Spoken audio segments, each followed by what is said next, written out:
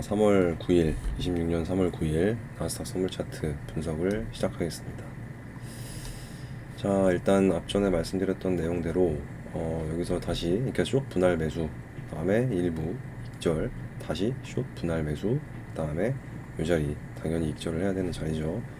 이 자리가 왔을 때 익절을 하셨다라고 하면은 그래도 수익이 복리로 조금씩 계속 쌓이고 있을 거고, 지금은 기술적 반등 자리고 일단 여기 앞전 저점을 깼어요. 그리고 요 앞전의 저점이 이제 23,800불.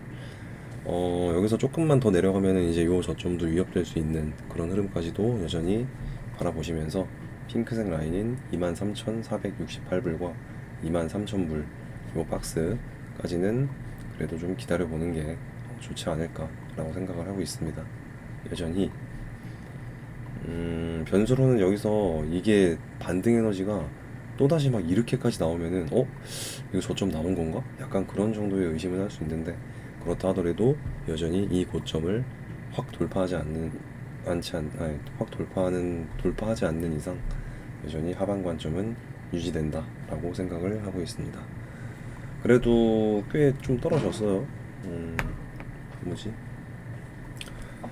잠깐 흐름이 끊겼는데 이어서 하자면 한 3에서 5% 정도? 저 정도 한 5%, 3에서 5%, 6%그 정도 조금 더 빠질 자리가 있다라고 보시면서 여전히 이 반등이 쫙 올라가지 않는 이상 하방 관점은 유효하다, 이렇게 생각을 하면 될 것 같아요.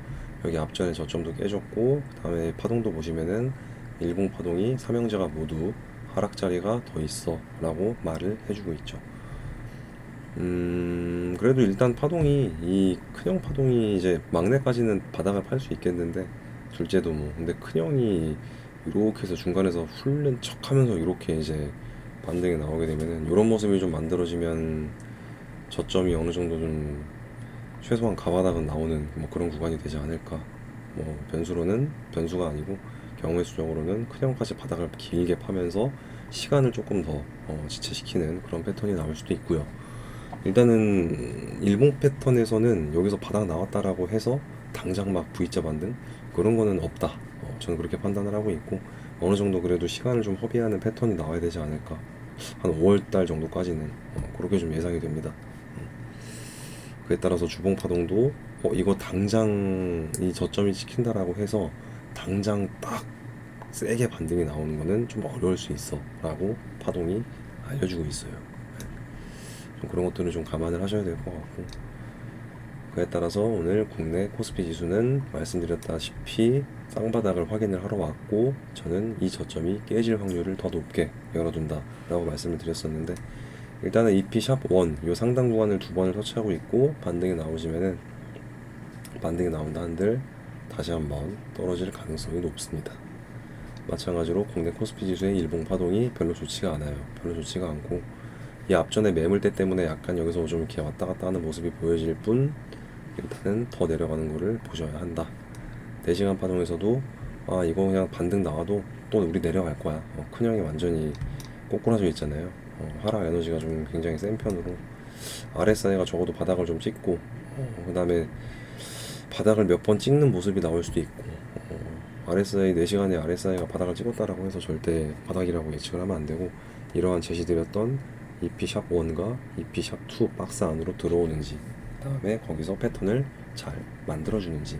보통 이제 한번 이렇게 하락이 나오면은 V자 반등으로 이렇게 올라가는 경우도 있겠지만은, 보통은 이제 한번 그 하락이 나오고 이렇게 바닥이 잡히는지, 이런 모습, 이렇게 되면은 바닥이 잡힐 확률이 높아지죠. 그 다음에 이곳 정도 돌파를 해야 되고, 근데 바닥이 잡히는 척 이렇게 밀어버리는 패턴들도 많이 나오기 때문에, 지금 앞전에 이 모습이 여기서 반등 나온 척해도 한 번 더 밀릴 가능성이 높겠고, 이제 여기서 그런 모습이 뭐 확인이 된다, 수렴 만들고 뭐 상단으로 돌파하던가, 아니면은 쌍바닥을 잡아주던가, 쓰리바닥을 잡아주던가, 아니면 다중바닥을 잡아주던가, 그런 모습이 확인될 때 그때 추가 매집을 하면 되지 않을까. 지금은 비중이, 상방 포지션에 대한 비중이 거의 없다시피, 그 정도, 거의 없다까지는 아니고 최대 30% 미만으로. 근데 만약에 여기서 뭔가를 잡았다? 그거는 손절할 필요는 없다라고 생각을 해요. 끌고 가도 된다라고 생각을 하고, 대신 그 비중이 아무리 많아봤자 30%를 넘기면 별로 좋지 않다라고 생각을 하고 한 10% 정도 잡고 있으면은 딱 알맞는 구간이 되지 않을까 그렇게 생각을 합니다. 더 빠져야 돼요. 저는 제가 볼 때는 더 빠져야 되고 코스닥 같은 경우도 기술적 반등 다시 갭으로 떨궜고 반등이 나온다 하더라도 한 번 더 밀릴 가능성을 염두를 해야 한다 라고 보고 있고요. 오, 중국이 조금 이제 눌리려고 각을 좀 잡아주고 있는데 좀 빨리 이 저점도 좀 깨는 뭐 그런 모습이 좀 나왔으면 좋겠는데 그런 모습이 나오지 않는 이상은 안 들어간다. 여전히 동일합니다. 환율도 비슷한 위치고. 오, 뭐야? 야, 이거 다이렉트로 이렇게 올라버렸네. 앞전 영상에서 아마 제가 설명을 이거 뭐 내가 뭘로 달봉으로 봤었나? 앞전 영상에서 제가 아마 요 추세를 딱 그어놓고 요 추세까지 올 확률이 높다라고 말씀을 드렸던 것 같은데 벌써 이렇게까지 올라와 주면 이게 돌파될 가능성도 있겠네요. 대신에 잠깐만, 와, 이게 생각보다 빠르게 올라왔네.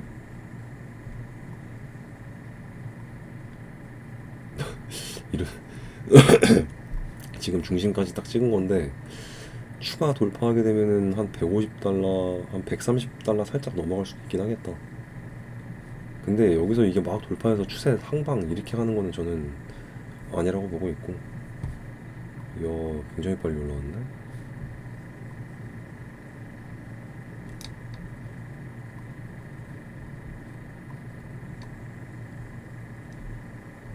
간다, 슈팅이 나온다 하더라도 다시 결과론적으로 다시 내려온다, 뭐 그렇게 보고 있습니다.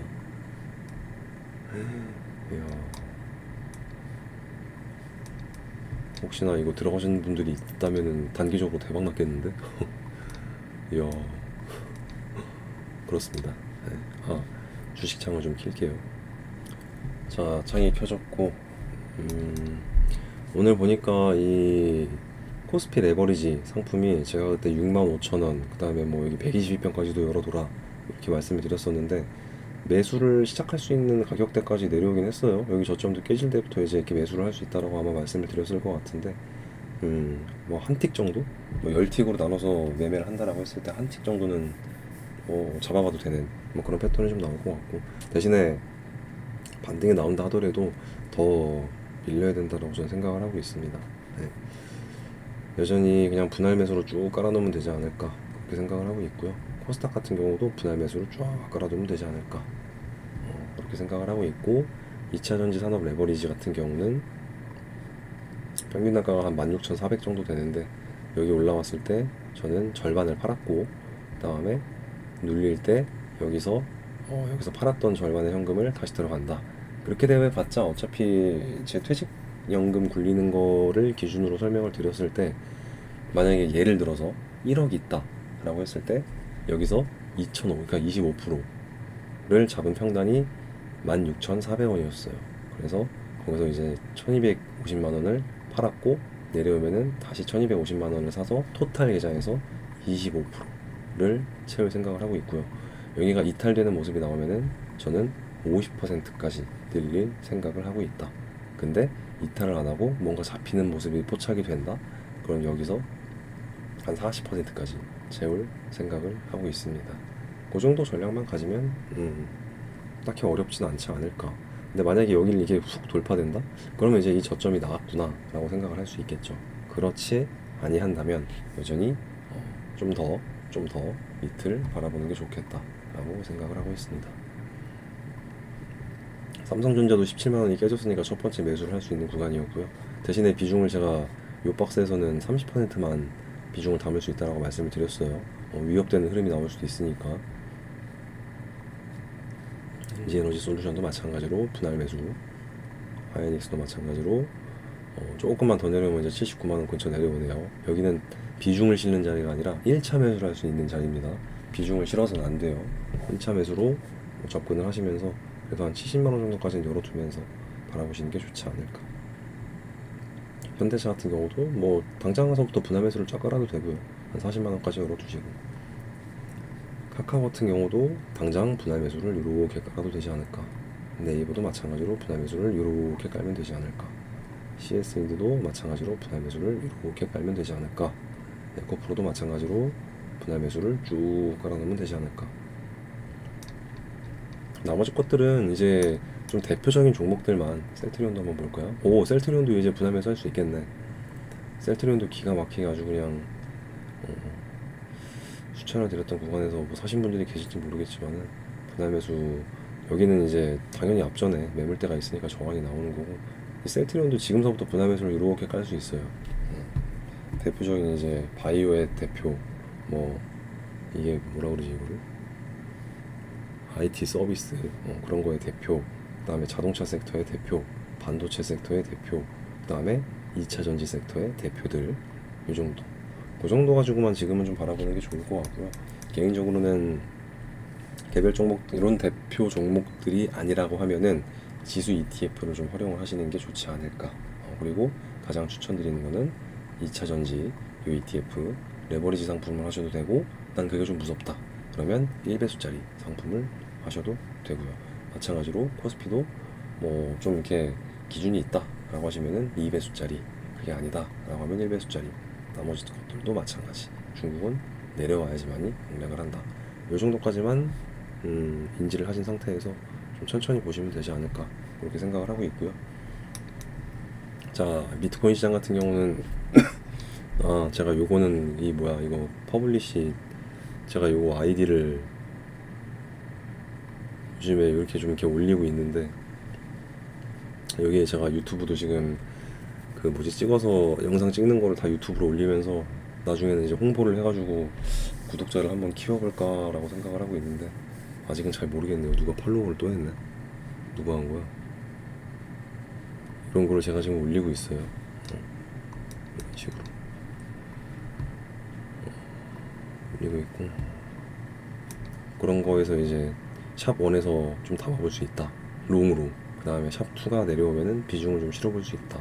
그 다음에 앞전에는 요 박스에서는 밑에서 잡은 거를 익절할 수 있는 박스다, 뭐 그렇게 해가지고 만들어 놨던 건데, 샵 1까지 지금 내려와서 비중이 좀 그래도 부분 비중이 채워진 상태고, 일단은 9,800만 원을 크게 훼손하지 않은 상태에서 다시 위로 좀 올라가려고 해주는 모양새가 보여지고 있고, 이동평균선들이 단기적으로 수렴을 하고 있기 때문에 여기서는 왔다 갔다 하는 약간의 출렁임이 있을 수 있겠지만은 깨기보다는 좀 반등이 나올 가능성을 높게 열어둔다 라고 말씀을 드렸었고, 12시간 12시간 외바닥 둘째 내려가고, 8시간은 큰형이 내려가고, 6시간, 그러니까 4시간 파동은 지금 좋잖아요. 들어와 하고 있고, 다음에 날봉도 막내가 외바닥을 찍으려고 하고 있고, 1시간에서는 막내가 꺾이는데, 둘째 꺾이는데 큰형이 에너지가 살아있어. 그러니까 왔다 갔다 횡보하더라도 올라간다, 그럴 확률이 좀 더 높다라고 보고 있고요. 여기서 패턴이 망가지려면 최근에 찍었던 이 저점인 9,750만 원을 하락 이탈해서 샵2까지 내려오는 경우의 수, 대신에 샵2를 막 깨기보다는 만약에 내려온다 하더라도 이 저점을 크게 훼손하지 않는 상태에서 다시 반등 나올 가능성이 높지 않나, 그렇게 생각을 하고요. 샵1에서 그냥 반등 나올 수도 있고, 대신에 여기 샵2까지 내려온다라고 해서 만약에 비중을 내가 뭐 한 70% 채웠다? 9,200 깨지면은 분명히 손절을 해야 돼요. 비트코인 차트 같은 경우는 특히나 되게 변동성이 어마무시하기 때문에 확실한 이제 기준을 잡고 내가 샵1과 샵2에서 뭔가를 모아갔다면, 만약에 이제 이 손절 라인인 9,200만 원이 깨지는 순간에는 적어도 절반, 잡은 비중의 절반은 손절을 하셔야 한다. 근데 만약에 내가 샵2까지 100%를 채웠어, 그러면은 절반 이상을 손절하셔야 돼요. 절반 이상을. 만약에 9,200이 깨진다라고 하면은 20-30% 정도의 비중만 들고 있는 게 좋고요. 그 이상은 위험하다라고 생각을 합니다. 그래서 이 정도 기준만 갖고 좀 시장을 바라보시면 되지 않을까. 그리고 현재는 단기적으로 그래도 왔다 갔다 하는 모습이 보여진다 하더라도 저는 한 번 더 올라갈 가능성을 좀 더 높게 열어둡니다. 샵2까지 내려올지는 모르죠. 그리고 이게 깨질지도 모르는 거고요. 그래서 그렇게 나오게 된다면은 막 타이트하게 무언가의 케어를 받지 못하는 사람들이라면은, 물론 본인들만의 기준이 있다면은 그 기준을 뭐 광고하시면 될 것 같은데, 기준이 없다, 잘 모른다, 특히나 초보 투자자다 그러신 분들은 꼭 이 손절 라인 그런 것들에 대해서 깨지게 된다면은 현금 확보를 좀 많이 해야 되는 그런 부분만 잘 지켜주시면은, 여기서 어떠한 패턴이 나온다 하더라도 그래도 이제는 1억 700만 원을 좀 돌파해서 요 앞단의 매물대까지 올라오면은 여기서 또 잡았던 거를 또 이제 전량 익절을 하시면 되지 않을까, 그렇게 좀 생각을 합니다. 그 정도만 보시고 바라보셔라. 크게 변한 뷰는 없다. 비트코인은 흔들려도 반등이 나와야 되고, 증시는 반등이 나온다 한들 다시 더 밑을 깨고 내려가야 된다. 이렇게 정리를 하면서 마무리를 하겠습니다. 빠뜨린 거 없겠죠? 금? 금도 뭐 지금은 너무 많이 올라와서 저는 금을 여기서 산다? 저는 안 사죠. 말고 없이 안 사요. 저는 금이 있다면 팔고 말지 사진 않을 거고요. 그래도 얘도 뭔가 패턴이 올라갈 것 같은 뭐 그런 모습이 딱 포착이 되면은 그때 사세요라고 얘기를 했을 텐데, 이렇게 원웨이로 바로 올라올 줄은 몰랐네요. 올라올 자리까지는 이제 여기까지는 올라올 확률이 높다라고 설명을 드렸지만은 여기에 대해서 뭐 강력한 어떤 매수 사인을 드리진 않아서 그런 거는 잘 하시면 될 것 같고요. 이상 마치겠습니다.